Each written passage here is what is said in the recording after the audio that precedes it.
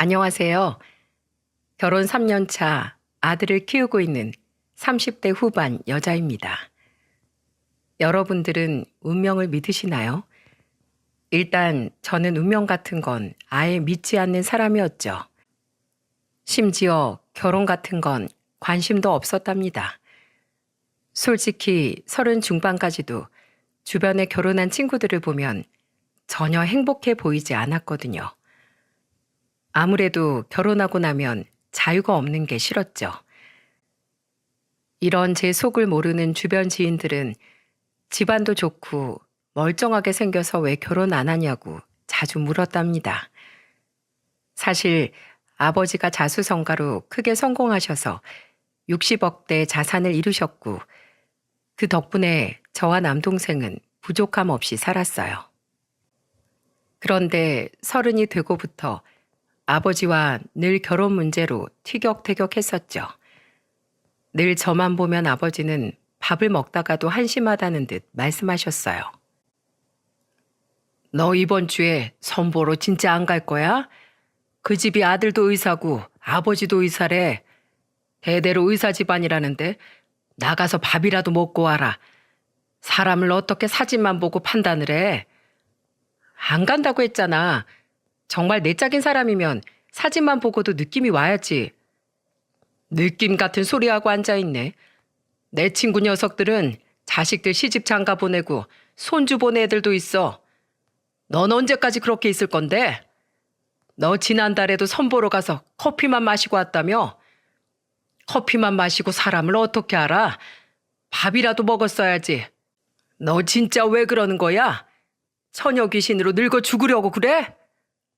불편한 사람이랑 밥 먹느니 안 먹고 말지. 내가 알아서 할게. 그만 좀 해. 어휴, 저걸 딸이라고 키웠어. 내가 미쳤지. 아버지는 제가 선만 보고 오면 가슴을 치면서 답답해 하셨죠. 하지만 아버지가 주선하는 선자리는 남자들이 직업은 좋은데 막상 만나서 대화를 해보면 빈 껍데기 같은 느낌이 들었어요. 그러다 보니 더 이상 궁금한 것도 없고 빨리 그 자리를 끝내고 싶은 마음만 들었습니다. 이러니 아버지가 대체 뭐가 문제냐면서 답답해 하셨던 거죠. 듣다 보니까 이런 사람이 어떻게 결혼했나 궁금하지 않습니까? 제가 지금 남편을 처음 만나게 된 건 우연한 기회로 같이 일하는 동료의 모임에 따라갔다가 만나게 됐어요. 그 당시 동료 남자친구의 친구가 바로 남편이었죠. 그렇게 자연스럽게 만나게 된 남편의 첫인상은 까무잡잡하고 무뚝뚝한 모습이었습니다. 그러다 술을 한 잔씩 하면서 가까워졌고 타일공이었던 남편이 신기해 자꾸 질문을 하게 됐어요. 계속 대화를 할수록 배울 게 많은 사람 같아서 저는 남편과 친한 오빠 동생 사이로 지내게 됐죠. 그러다 또 다른 반전은 직업이 타일공이라서 엄청 투박할 줄 알았는데 의외로 섬세한 면이 많았습니다. 한 번은 퇴근하고 만나게 됐는데 제가 그날 불편한 구두를 신고 갔었어요. 그래서 발도 신경 쓰이는데 그날따라 가방마저 무거웠던 거죠. 그런데 그때 제가 정신없어 보였는지 남편이 저를 한 번 보더니 이렇게 묻더군요. 내가 가방이라도 좀 들어줄까? 왠지 손발이 다 불편해 보이네. 여자 가방 들고 다니는 거 괜찮겠어? 하필이면 회사에서 서류를 좀 챙겨왔더니 가방도 너무 불편하네. 여자 가방 든다고 큰일이라도 나겠어? 내 신발 벗어줄 수도 없는데 가방이라도 이리 줘. 아무렇지 않게 제 가방을 들어주는 모습에 괜히 고마웠어요. 그러다가 밥을 먹으러 갔는데 냅킨을 챙겨주고 메뉴도 먼저 물어봐주는 모습이 눈에 들어왔죠. 그때 원래 이렇게 세심하고 다정했나 싶은 생각이 들었습니다. 의외의 모습을 발견하고 집에 가려는데 버스 정류장이 그날따라 어두운 거예요. 어느덧 막차 시간이라 그랬는지 괜히 겁이 났죠. 그런데 그때 남편이 저와 정류장에 같이 서더니 든든한 목소리로 이렇게 말했습니다. 버스 같이 기다려줄게. 난 걸어가도 금방 갈 수 있으니까 시간 충분해. 그 순간 남편의 흑기사 같은 모습이 슈퍼맨 같았어요. 남자다운 모습에 제가 먼저 남편을 좋아하게 된 거죠. 그래서 혼자 몇 달을 마음에 품고 있다가 용기 내서 고백했습니다. 저만큼은 아니어도 저와 마음이 비슷할 거라고 생각했는데 저는 보기 좋게 차였어요. 남편은 저한테 미안한 목소리로 이렇게 말했죠. 미안해. 내가 지금 연애할 상황도 아니고 너처럼 좋은 동생 잃고 싶지 않아. 내 상황이 지금은 돈을 벌어놔야 할 때라서 남자친구로서 더 잘해줄 자신이 없어.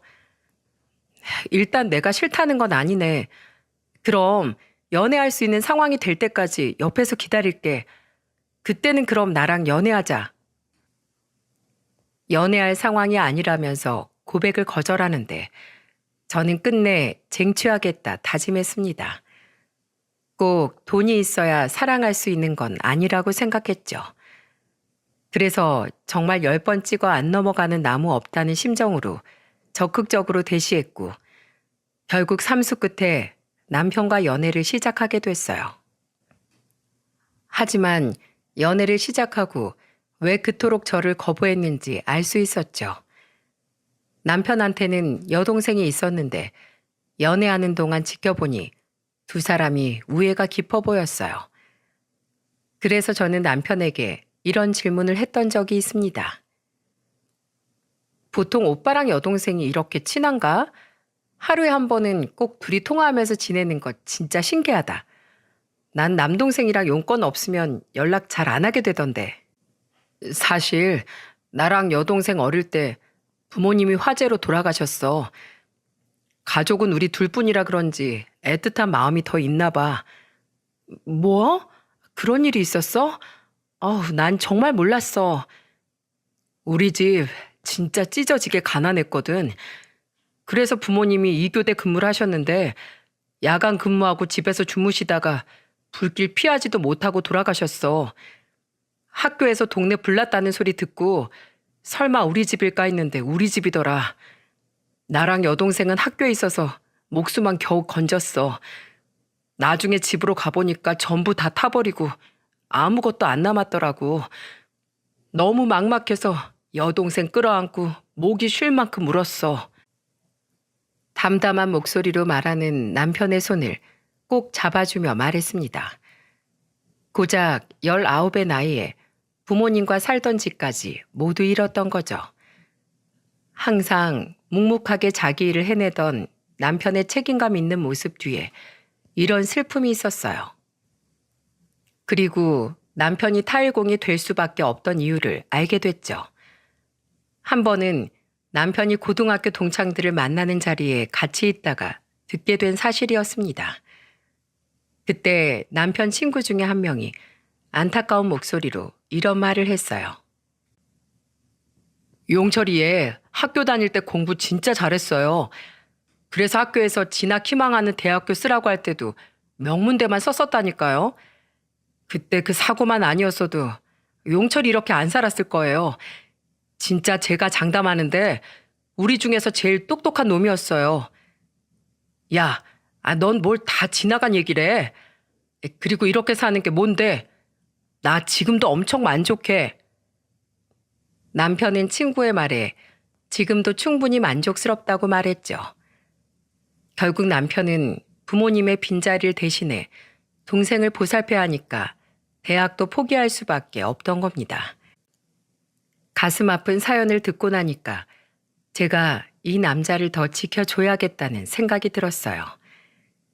이렇게 대학 진학까지 포기하고 보살핀 여동생은 밝고 긍정적이었죠. 철도 일찍 들어서 고등학교 졸업하자마자 대기업 생산직에 취업해서 사회생활을 하고 있었답니다. 이렇게 둘이 의지하며 커와서 서로 우애가 남다를 수밖에 없었어요. 처음으로 남편이 저에게 아가씨를 소개시켜줬을 때 저는 깜짝 놀랐죠. 밝고 친화력이 좋아서 저를 보자마자 금세 언니라고 부르면서 대화를 하는데 오래 알던 동생을 만난 것 같았습니다. 그때 아가씨는 저한테 신이 난 목소리로 이런 말도 했었어요. 우리 오빠 진짜 진국이에요. 어른들도 오빠만한 사람 없다고 항상 칭찬만 했었다니까요. 누굴 만날까 궁금했는데 이렇게 근사한 언니를 만나고 있다고 하니까 저도 너무 기쁘네요. 나도 아직 오빠 보면서 배우는 게 더 많아. 우리 오빠가 잔소리가 좀 많은 편이긴 하죠? 다 피가 되고 살이 되는 말이라고 해도 너무 많이 하면 잔소리라 스트레스만 받는데 그렇죠, 언니? 장난스럽게 말하면서 남편이 잔소리가 많다고 놀리는 말에 저도 모르게 같이 웃음을 터뜨렸죠. 아가씨와 제가 합심해서 남편이 잔소리가 많다고 궁시렁거리는 모습을 보자 남편도 웃더군요. 그렇게 저는 아가씨와도 금세 친해져서 셋이 자주 만나서 밥을 먹기도 했습니다.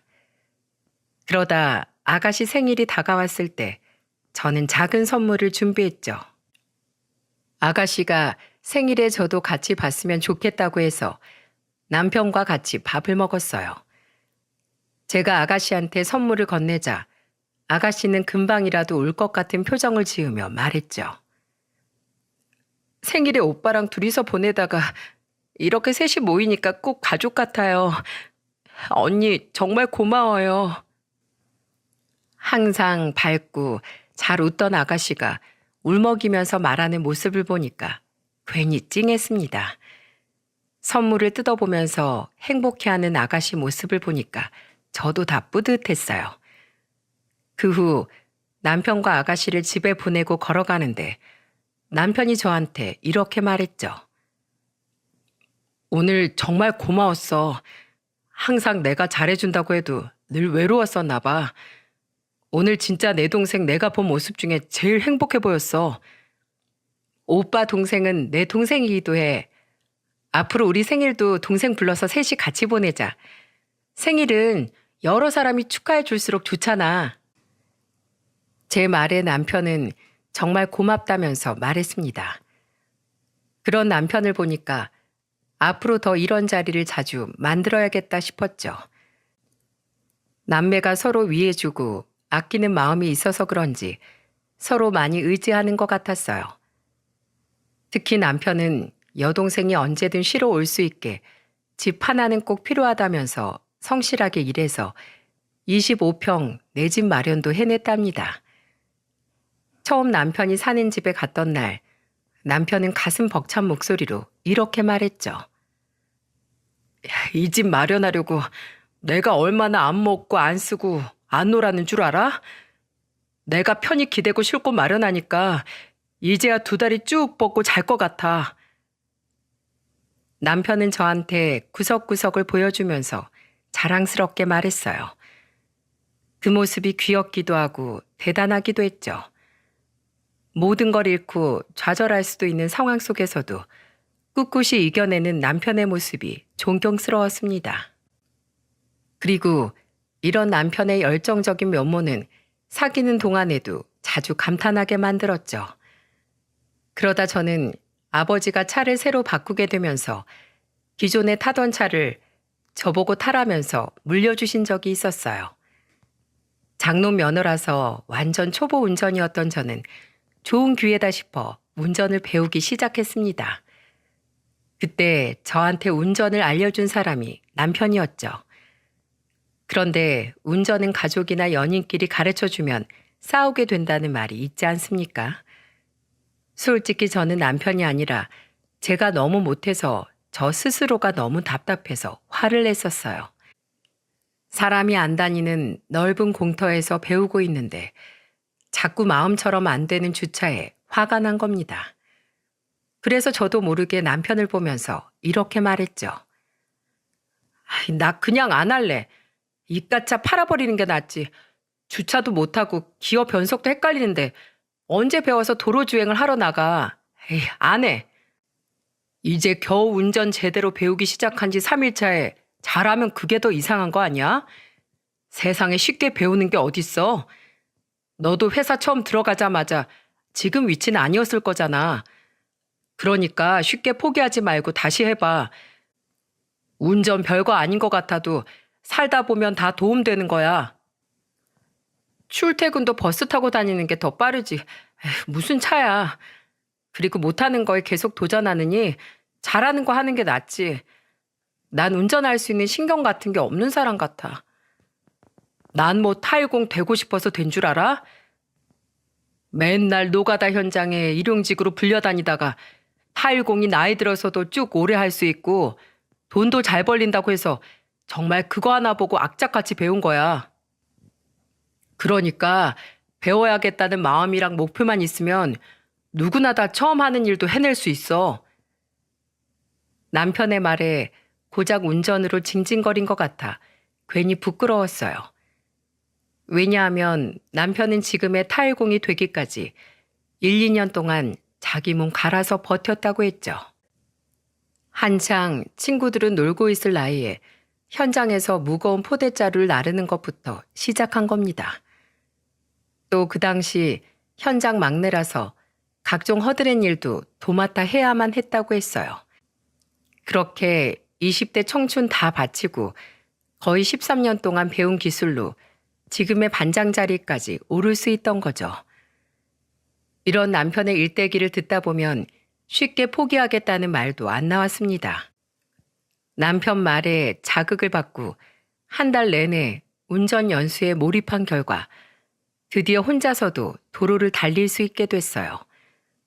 못할 것 같은 일을 하나 해내고 나니까 굉장히 뿌듯했죠. 그래서 퇴근하는 남편은 가장 먼저 차에 태워보기도 했답니다. 남편은 그때 운전하는 저를 보면서 엄지를 들며 말했어요. 와, 드디어 혼자서도 잘 달리네. 그것 봐. 포기 안 하고 끝까지 하니까 다 할 수 있잖아. 잘했어. 남편의 칭찬에 훈장이라도 단 것처럼 기뻤죠. 저는 30 중반의 남편을 만난 뒤로부터 친구들이 어딘가 바뀐 것 같단 말을 많이 했었어요. 사랑해서 닮아가는 게 아니라 저는 남편을 존경하는 마음에 하나씩 변해가고 있었습니다. 예전 같았으면 저는 안 될 것 같은 일은 금세 포기했을 사람이었죠. 하지만 남편을 만나고 저는 끈기와 노력을 배워나가고 있었어요.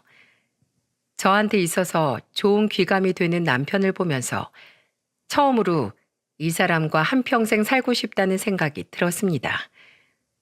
처음으로 결혼 생각이 난 저를 보고 저도 다 놀랄 정도였죠. 이 사람 놓치면 안 되겠다는 생각에 저는 남편과 결혼 준비를 시작했어요. 그렇게 결혼 생각 없다고 딱 잘라 말하던 제가 결혼할 사람이 있다고 하자 가장 놀란 사람이 아버지였답니다. 결혼 얘기만 나오면 도무지 저랑 말이 안 통하니까 아버지는 반포기였는데 37살에 결혼하겠다고 하니까 결혼 날짜라도 잡은 듯 기뻐하셨죠. 그때 아버지는 저를 보면서 기대에 가득 찬 눈으로 물으셨습니다. 그렇게 결혼 안 한다고 빼더니 나 몰래 임자를 제대로 만났구나. 난 너 혼자 살다 독거노인 되는 건 아닌가 얼마나 걱정했는데. 그래서 누구야? 뭐 하는 사람이야? 의사야? 아니면 사업가? 혹시 이름만 대면 알만한 대기업 직원이냐? 어? 그게 돈도 나름 잘 벌어. 아버지의 기대 가득한 눈을 보니까 저는 쉽게 입이 떨어지지 않았죠. 남편 직업이 부끄러운 게 아니라 아버지가 기대하는 것과 조금 달라서 어떻게 말해야 하나 고민됐어요. 자꾸 저를 재촉하는 아버지를 보고 머뭇거리다가 저는 심호흡을 하고 아버지를 보며 입을 열었습니다. 아빠, 놀라면 안 된다. 난 미리 말했어. 안 놀라지. 우리 딸이 그동안 내가 주선한 선자리 다 파토내면서 내가 딱 알았잖아. 내 딸은 눈이 정수리에 달렸다. 어지간한 남자들은 눈에 안 찼던 거잖아. 근데 지금은 딱 이렇게 엄청난 남자를 만났으니까 나한테 말하는 거겠지. 직업이 좀 특이해. 근데 이건 알아야지. 세상에 직업이 사자 빼고도 얼마나 많은 줄 알아? 그리고 직업에는 귀천이 없다는 말도 있잖아. 그치? 그럼 세상에 직업이 귀천이 어딨어?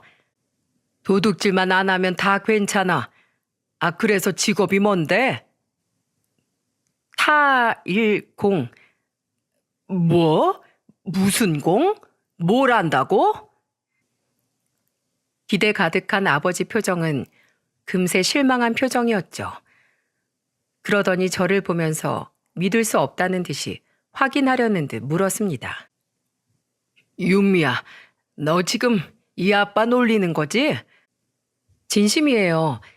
2년 정도 연애했는데 그 사람 배울 점 많고 좋은 사람이에요. 타일공으로 오래 일해서 이젠 나름 자리도 잘 잡았어요. 아빠가 의사부터 대기업 남자들까지 난다 긴다 하는 놈들만 골라서 너한테 붙일 땐 거들떠도 안 보더니 이제 와서 뭐 탈공? 내가 널 어떻게 키웠는데? 설마 너 그 탈공인가 뭔가 하는 놈 집에 가서 인사하고 온 거 아니지? 그 집 부모들 보고 온 거야? 어릴 때 사고로 부모님 다 돌아가셔서 여동생밖에 없는 사람이야. 이런 정신 나간 거사. 안 된다. 하다못해 부모라도 있어야 할 거 아니야. 비빌 언덕도 없는 놈한테 네가 시집을 왜 가? 돈도 없고 노가다꾼에다가 심지어 부모도 없어? 이 결혼 내 눈에 흙이 들어와도 절대 못해. 목 놓아 울기 시작하는 아버지를 보니까 저도 마음이 아팠어요. 하지만 저는 남편과 결혼하겠다는 의지가 강했고 그렇게 아버지가 허락할 때까지 정면 돌파하기로 했죠. 그리고 얼굴도 안 보고 대화도 한번 해본 적 없이 직업만으로 반대하는 건 아니라고 생각했습니다. 엄마는 오열하는 아버지를 달래서 안방으로 가셨어요. 그 후 저는 인사올 날짜도 잡지 못한 채 남편을 만나게 됐죠. 어떻게 말해야 할지 고민하는데 남편이 걱정하는 얼굴로 저한테 이렇게 물었습니다. 혹시 아버님이 나 안 보시겠다고 하셨어? 그게 시간이 도무지 안 나시나 봐. 아빠 회사가 좀 바쁜가 봐. 윤미야, 나 괜찮아. 그렇게 둘러대면서 말 안 해도 난 아버님 다 이해해. 솔직히 내 조건이 너한테 가당키나 하겠어? 결혼을 계산기만 두드려서 하나? 아무것도 없이 시작해도 둘이 마음만 맞으면 충분히 잘 살 수 있어. 그러니까 일단 나만 믿고 있어봐. 분명 아빠도 한번 보자고 하실 거야. 한껏 걱정하는 남편을 보니까 괜히 미안했어요. 그래서 그날부터 하루라도 빨리 아빠와 남편이 정식으로 만날 자리를 만들자고 다짐했죠. 분명 아빠도 남편과 대화를 해보면 선입견이 깨질 거라고 생각했습니다. 이 기간이 무려 한 달 정도 됐던 것 같아요. 다 지나고 보니까 그땐 그랬지 하면서 이렇게 사연도 쓰고 있지만 당시에는 마음고생도 많이 했었죠. 제가 그때 정면 돌파했던 첫 번째 방법은 어른스러운 제 모습을 보여주고자 다짐했습니다. 자식은 나이가 들어도 부모한테는 평생 물가에 내놓은 애 같다는 말이 있지 않습니까? 그래서 의젓한 모습을 보여드리고자 말투까지 바꿨죠. 그때 주방에 저녁 준비가 다 된 걸 보고 저는 거실에 있던 아버지한테 가서 목을 가다듬으며 말했습니다. 아버지, 진지 드세요. 평소 같으면 아빠 식사하세요라고 했을 텐데 갑자기 달라진 제 모습을 보니까 아버지는 어이없는 표정을 지으셨어요. 그러더니 코웃음을 치면서 저한테 이렇게 말하셨죠. 뭐? 진지? 너 때문에 내가 입맛이 아주 뚝 떨어졌어. 넌 아주 볼살이 오른 게 살만한가 보다. 이 아버지 속 뒤집어 놓고 그 자식이랑 아주 깨가 쏟아져? 아빠, 무슨 말을 그렇게 해. 아빠가 밥을 못 드신다는데 내가 어떻게 행복하겠어. 됐어. 내 배는 내가 알아서 할 테니 너도 네 마음대로 살아. 아버지는 제 작전에도 냉정하게 안방으로 가버리셨어요. 서 있는 저를 쌩하고 지나쳐서 방으로 들어가시는데 진짜 험난한 길이겠다 싶었죠. 그런데 제가 아버지를 설득하려고 계획을 세웠던 것처럼 아버지도 맞불 작전으로 나오기 시작하는 거예요. 아버지 작전은 저를 무시하는 거였답니다. 심지어 제가 전화를 해도 아버지는 아예 받지도 않으셨죠. 어째 제가 나설수록 꼬여만 가는 것 같아 속상했어요. 힘이 쭉 빠진 채 다음날 출근하려는데 신발장에 아버지와 딱 마주친 거죠. 그런데 그때 제가 출근하려고 꺼내둔 구두를 보시더니 발로 뻥 차버리는 겁니다. 그러더니 뾰로통한 목소리로 저를 보고는 이렇게 말했어요. 회사 출근하는 애가 높은 구두를 신고 가? 발목이 부러져 봐야 저게 얼마나 위험한 물건인지 알지. 꼭 넌 똥인지 된장인지 찍어 먹어 봐야 알아? 어휴, 진짜 어떤 놈을 만나고 다니는지 답답하다 정말. 그만 좀 해요. 뭘 그만해? 너나 그만해. 점점 유치한 싸움으로 번져가자 옆에 있던 엄마는 어이없는 표정을 짓고 계셨어요. 그러더니 아버지가 집을 나가자마자 저를 보면서 안타까운 목소리로 이런 말을 해주셨어요. 에휴, 냅둬라. 네 아빠도 다 고생해 봐서 저러는 거야. 사글세 빵에서 시작해서 지금 이렇게까지 살려고 네 아빠도 구두쇠처럼 아끼고 힘들게 살았어. 그래서 가난한 집안에는 시집 안 보내려고 그런 거야. 다 자기가 고생해봤으니까 그 길로 가지 말라고 저러는 거지. 네가 아빠 좀 이해해줘라. 그래도 난 네 편이잖니. 엄마의 말에 저도 충분히 공감하긴 했죠. 아버지도 남편처럼 바닥에서부터 시작한 사람이셨거든요. 그래서 두 사람이 분야는 달라도 통하는 게 많을 수도 있다고 생각하기도 했습니다. 정말 끝내 이 결혼이 엎어지더라도 저는 아버지가 한 번만이라도 만나주길 바랬죠. 진짜 이게 마지막 방법이다 하고 선택한 건 단식이었어요. 그날 저녁도 저를 냉랭하게 대하는 아버지 모습을 보자 저도 모르게 이렇게 말했습니다. 아빠, 자꾸 이런 식으로 저 피하면 아빠 딸 시금 전폐하는 모습 보게 될 거예요. 그래, 먹지 마. 밥 잘 먹고 헛짓거리 하는 걸 보느니 그냥 굶어서 골골거리고 사는 거 보는 게 100번 낫겠다. 아버지는 식음을 전폐하겠다는 제 말에도 꿈쩍도 안 하셨습니다. 저는 정말 회사에 휴가까지 내고 단식에 돌입했죠. 그러자 아침인데 밥도 안 먹고 있는 걸 보시더니 저를 보면서 의심스러운 눈초리로 이런 말을 하셨어요. 네가 굶어봤자지. 너 혹시 나 몰래 밤에 뭐 먹는 거 아니야? 단식한다는 애가 왜 부은 거 같아? 아빠, 첫날이잖아. 그리고 아침에는 아빠 얼굴도 땡땡 붓거든요. 그래, 어디 해봐라.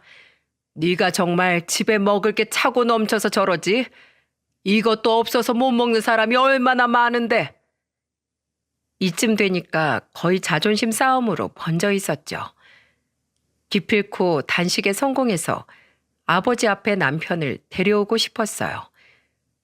첫날은 그냥저냥 버틸만 했는데 시간이 지날수록 배가 고파서 그냥 잠을 자기로 선택했습니다. 일부러 남자친구한테는 일로 바쁘다는 말로 둘러댔죠. 괜히 걱정할 것 같아서 말하고 싶지 않았어요.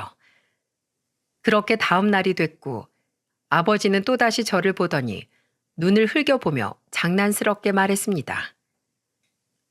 아이고, 단식하느라 고생하십니다. 네, 아버지 덕분에 안 해도 될 경험을 다 해보네요.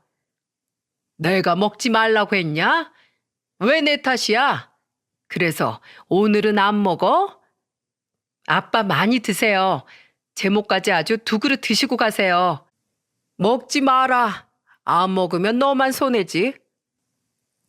아버지는 이렇게 말하더니 일부러 저를 놀리려는 듯 저를 보면서 요란스럽게 밥을 먹기 시작했습니다.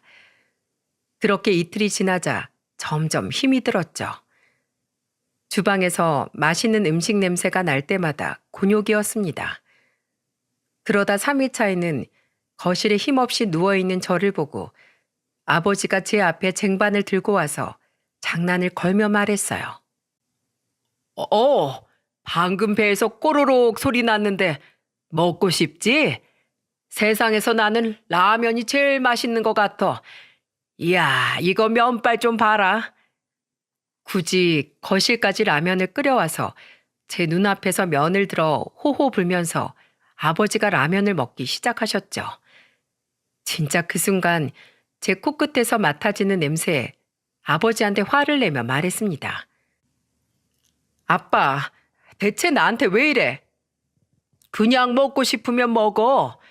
이건 내가 뭐라고 안 할게.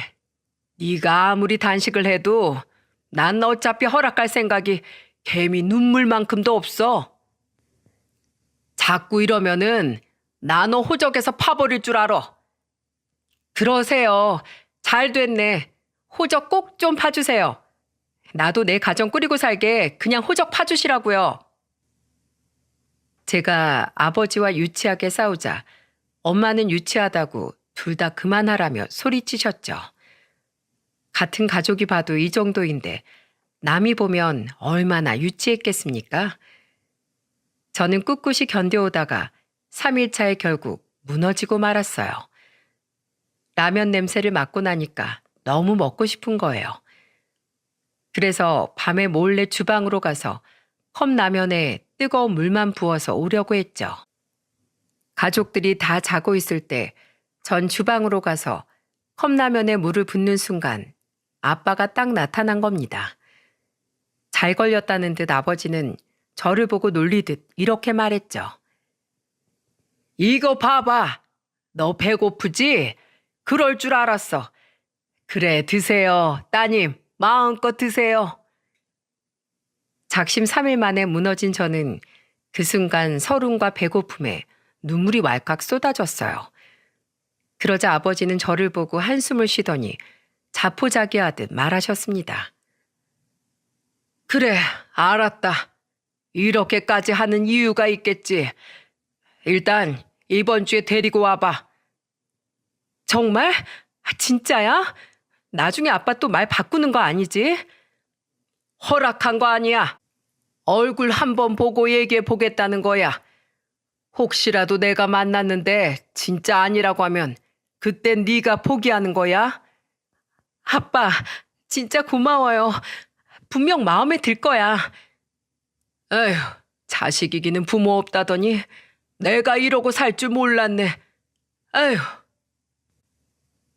그렇게 아빠를 거의 1달 넘게 설득한 끝에 집에 남편을 데리고 인사를 올 수 있었죠. 이 기쁜 소식을 곧장 남자친구에게 달려가 말했어요. 그때 남편은 저와 같이 기뻐하다가 갑자기 걱정이 됐는지 걱정하는 모습이었습니다. 그래서 남편에게 괜찮을 거라며 다독여주며 응원했죠. 그 후 아버지와 약속한 날 당일 남자친구는 청심환을 챙겨 먹을 만큼 긴장했어요. 처음 저희 집에 인사 온다고 생전 처음 피부 관리도 받고 머리도 깔끔하게 정리하니까 인물까지 훤하더라고요. 게다가 거금을 주고 맞춤 정장까지 사온 거예요. 이렇게 만반의 준비를 하고도 문 앞에서 남편은 떨린다면서 이런 말을 했죠. 윤미야, 나 너무 떨려서 못 들어갈 것 같아. 오빠 이런 사람 아니잖아. 괜찮아. 내가 옆에 있을게. 나도 왜 이러는지 모르겠어. 나 속이 너무 답답해. 실수하면 어떡하지? 그러면 다음으로 미룰까? 제 말에 남편은 호흡을 가다듬기 시작했습니다. 그리고 다시 한번 목을 가다듬고 저를 보면서 결심한 듯 들어가자며 제 손을 잡았죠. 그리고 직접 초인종 누르고 집으로 같이 들어갔답니다. 아버지는 제가 남편과 온다는 말에 미리 집에서 기다리고 계셨어요. 엄마는 주방에서 일하시는 아주머니와 진수성찬을 준비하셨죠. 막상 제가 늘 지내던 집인데도 낯설고 어색했습니다. 저도 이 정도인데 남편은 얼마나 긴장했겠어요? 남편은 집에 들어오자마자 거실에 앉아있던 아버지께 인사를 드리며 큰 소리로 말했어요. 안녕하세요. 김용철이라고 합니다. 초대해 주셔서 감사합니다. 아버지는 우렁차게 인사하는 남편 얼굴을 보려고 몸을 돌리셨죠.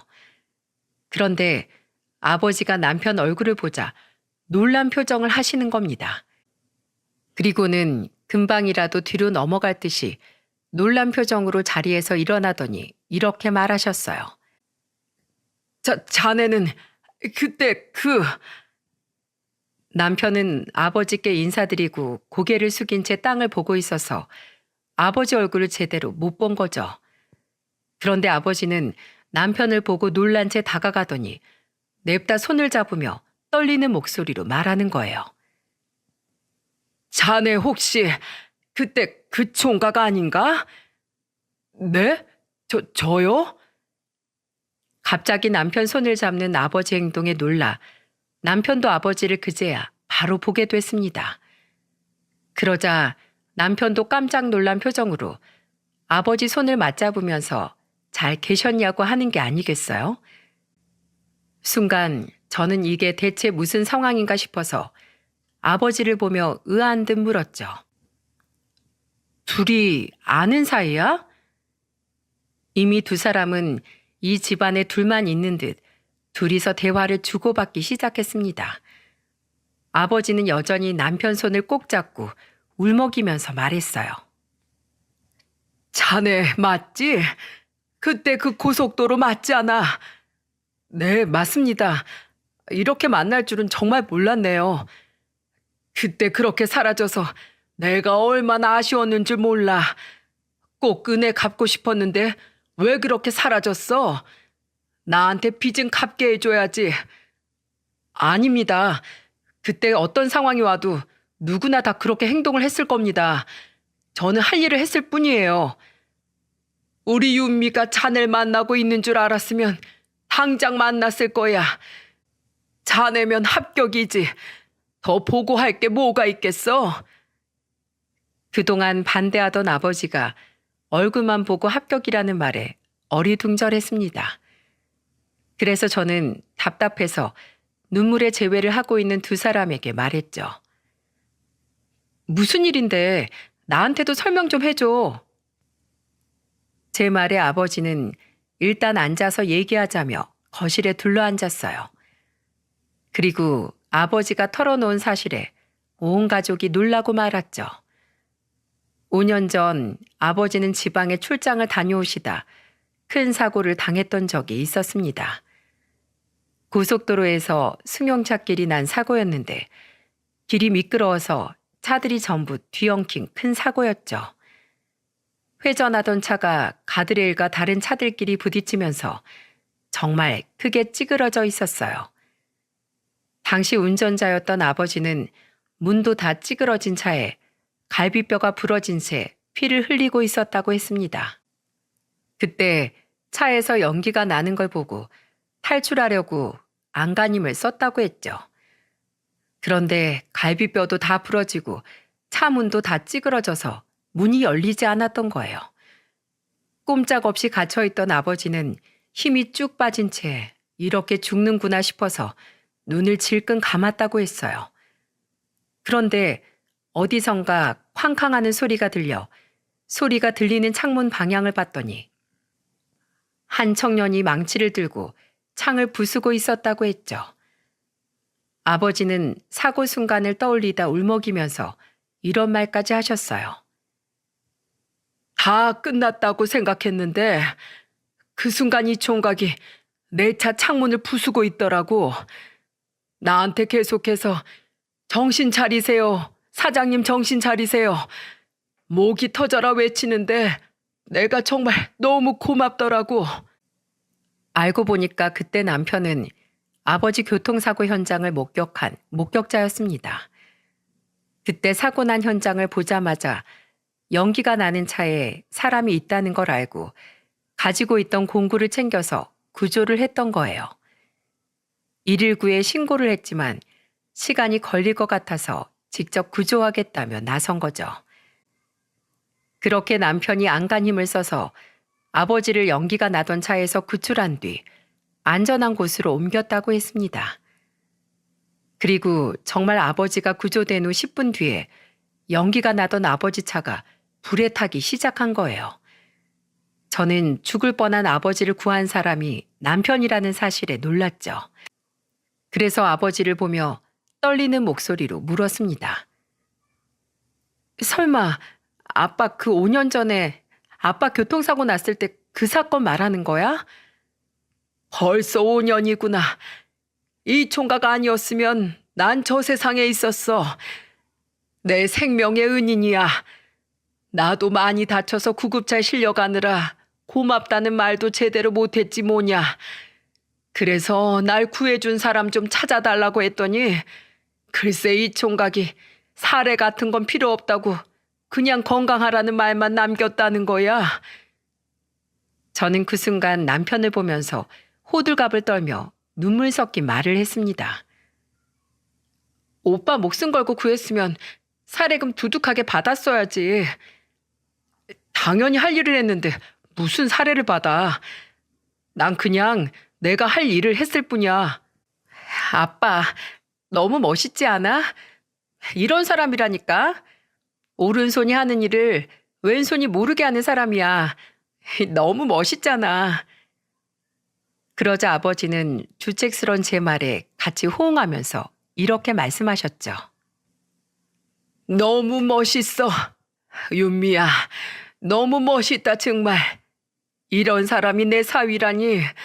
나 정말 이제 죽어도 여한이 없다. 사위가 목숨 걸고 살려놨는데 왜 죽어요? 더 오래오래 곁에 두고 봐야죠. 정말 아버지와 저는 언제 서로 티격태격 했냐는 듯 서로 울기 바빴죠. 그리고 아버지는 눈물을 닦고 남편을 향해 고개를 숙이면서 이렇게 말했답니다. 내가 자네보다 나이 많지만 이렇게 고개가 숙여질 만큼 고맙네. 정말 이렇게 만나서 너무 반갑고 하늘에 감사하네. 남편이 타일공이라 반대하던 아버지는 남편이 일 때문에 챙겨 다니던 공구 덕분에 살 수 있던 거예요. 그때 남편이 타일공이 아니라서 공구함이 없었다면 어땠을지 정말 끔찍합니다. 그렇게 아버지는 끝까지 반대하던 남편을 눈물을 흘리며 허락하신 거죠. 그날 두 사람은 밤새도록 술을 마시면서 그동안의 회포를 풀었어요. 아버지는 술에 취했는지 계속 이 말만 반복해서 말하셨습니다. 나는 복 받았어.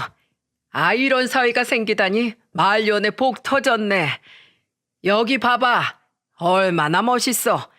코도 오똑하고 등치도 좋고 우리 유미 결혼시켜도 되겠어.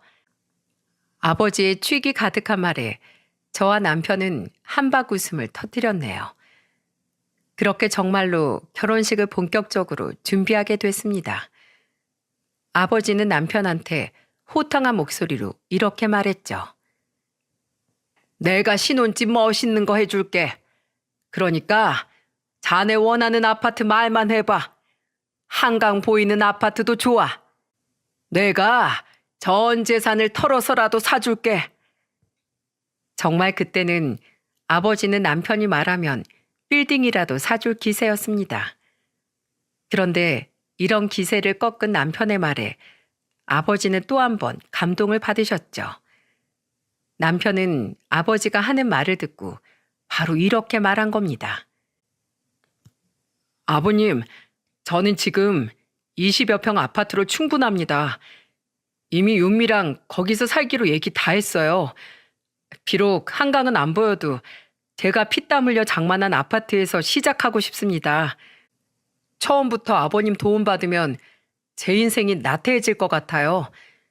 물질적으로 저를 지원해 줄 생각하지 마시고 예쁘게 사는 모습만 잘 지켜봐 주세요.